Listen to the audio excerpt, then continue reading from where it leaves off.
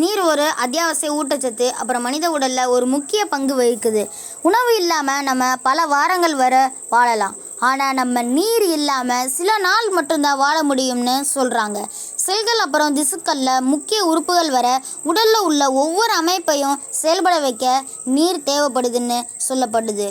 தண்ணீர் நம்ம உடலில் எல்லா செல்களுக்கு ஊட்டச்சத்தை வழங்குது. மூளைக்கு முக்கியமாக ஆக்சிஜனை கொண்டு செல்றதே நீர் தான். தண்ணீரில் தாது, அதாவது வைட்டமின்ஸ், அமினோ அமிலம், குளுக்கோஸ் அப்படின்னு நிறைய பொருள்களை உறிஞ்சி ஒருங்கிணைக்க உதவுது நீர். நீரில் நச்சுக்கள் அப்புறம் கழிவுகளை தண்ணீர் பார்த்திங்கன்னா வெளியேற்றுது.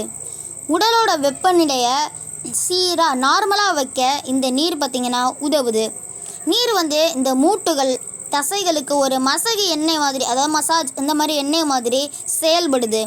2010 வருஷத்தில் ஐரோப்பிய உணவு EFSA ஐரோப்பிய உணவு பாதுகாப்பு ஆணையம் தண்ணீருக்கான உணவு முறை குறித்த மதிப்புகளை இங்கே வெளியிட்டாங்க.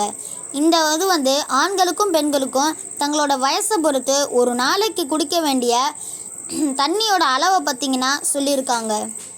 2011 வருஷத்தில் ஐரோப்பிய உணவு பாதுகாப்பு நீர் தொடர்பான சுகாதார கூற்றுக்கள் குறித்த அறிவியல் கருத்தை வெளியிட்ட போது இதை அங்கீகரித்தாங்க. ஒரு வயசு வந்தவரோட உடல் எடையில் சராசரியாக 60% தண்ணீர் தான்.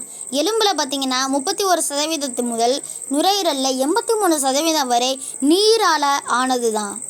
அப்புறம் அது மட்டும் இல்லை ஃப்ரெண்ட்ஸ், மனித உடலால் தண்ணீரை சேமிக்க முடியாது. ஒவ்வொரு நாளும் நம்ம பிரீத் பண்ணுறது, அதாவது சுவாசிக்கிறது, வியர்வை, சிறுநீர், மலம் வெளியேற்றம், அதாவது நம்ம டாய்லெட் போகிறது, இது மூலியமாக நம்ம அதிகமாக நீரை இழந்து வர்றோம்.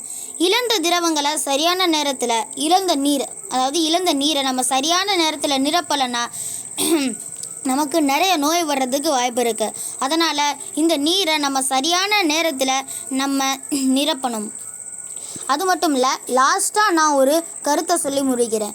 மனிதர்கள், உயிரினங்கள், தாவரங்கள் அனைத்திற்கும் நீர் பார்த்திங்கன்னா இன்றியமையாதது. பூமி உயிர்கோளம் அப்படின்னு அழைக்கப்படுறதுக்கு முக்கிய காரணம் நீர் தான். நீரை சேமிப்போம், உலகை பாதுகாப்போம். நன்றி.